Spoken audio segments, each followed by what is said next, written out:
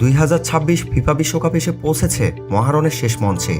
Crore crore football প্রেমীর অপেক্ষার অবসান ঘটিয়ে নির্ধারিত হয়ে গেছে এবারের ফাইনাল। বিশ্ব চ্যাম্পিয়ন আর্জেন্টিনা বনাম ইউরোপের পরাশক্তি স্পেন। দুই মহাদেশের দুই ফুটবল জায়ান্ট এবার মুখোমুখি হবে ফুটবলের সবচেয়ে কাঙ্ক্ষিত ট্রফির জন্য।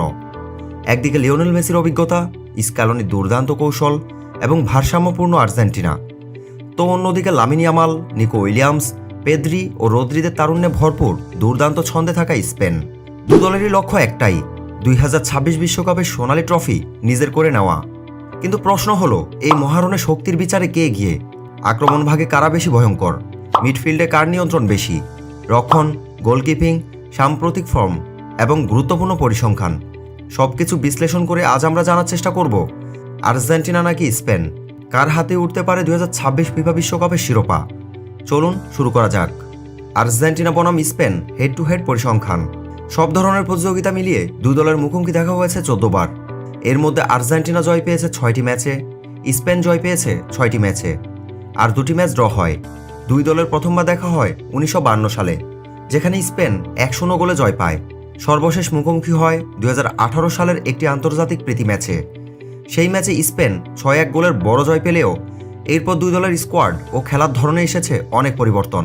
তাই অতীতের ফলাফল দিয়ে সম্ভাব্য ফাইনালের হিসাব করাটা খুবই কঠিন। আর্জেন্টিনার সর্বশেষ 5 ম্যাচের ফলাফল। আর্জেন্টিনা তাদের সর্বশেষ 5 ম্যাচের সবকটিতে জয় পেয়েছে। এই 5 ম্যাচে তারা করেছে 14টি গোল এবং হজম করেছে মাত্র 7টি। পুরো টুর্নামেন্ট জুড়ে লিওনেল স্ক্যালোনির দল আক্রমণ ও রক্ষণ দুই বিভাগেই দারুণ ভারসাম্য দেখিয়েছে। সবচেয়ে বড় বিষয় হলো, চাপের ম্যাচে তারা আরও আত্মবিশ্বাসী হয়ে ওঠে। স্পেনের সর্বশেষ 5 ম্যাচের ফলাফল। স্পেন সমান সর্বশেষ 5 ম্যাচের মধ্যে সবকটিতে জয় পেয়েছে। এই 5 ম্যাচে তারা করেছে 9টি গোল এবং হজম করেছে মাত্র 1টি। বিশেষ করে ফ্রান্সের মতো শক্তিশালী দলকে হারিয়ে ফাইনালে উঠায় স্পেনের আত্মবিশ্বাস এখন তুঙ্গে।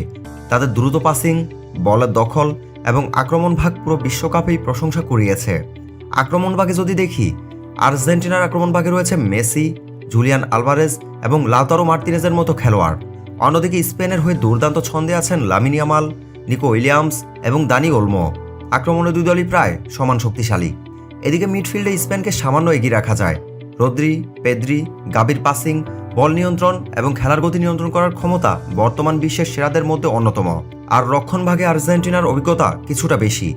রোমেরো, লিসান্দ্রো মার্তিনেজ এবং গোলরক্ষক এমিলিয়ানো মার্তিনেজ বড় ম্যাচে অসাধারণ পারফর্ম করতে অভ্যস্ত। অভিজ্ঞতা ও মানসিক দৃঢ়তা, এই বিভাগে আর্জেন্টিনা এগিয়ে। বর্তমান বিশ্ব চ্যাম্পিয়ন হিসেবে নকআউট ম্যাচে চাপ সামলানোর অভিজ্ঞতা তাদের সবচেয়ে বড় শক্তি। তাহলে এই মহারণে কে এগিয়ে? স্পেনের দ্রুত পাসিং ফুটবল ও তরুণদের গতি যেমন ভয়ঙ্কর, তেমনি আর্জেন্টিনার অভিজ্ঞতা, দলগত সমন্বয় এবং বড় ম্যাচে জয়ের মানসিকতা তাদের সবচেয়ে বড় শক্তি। সবকিছু বিবেচনা করলে খুব সামান্য ব্যবধানে আর্জেন্টিনাকে এগিয়ে রাখা যায়। তবে ফুটবলের সবচেয়ে বড় মঞ্চে যে কোনো মুহূর্তেই ম্যাচের চিত্র বদলে যেতে পারে।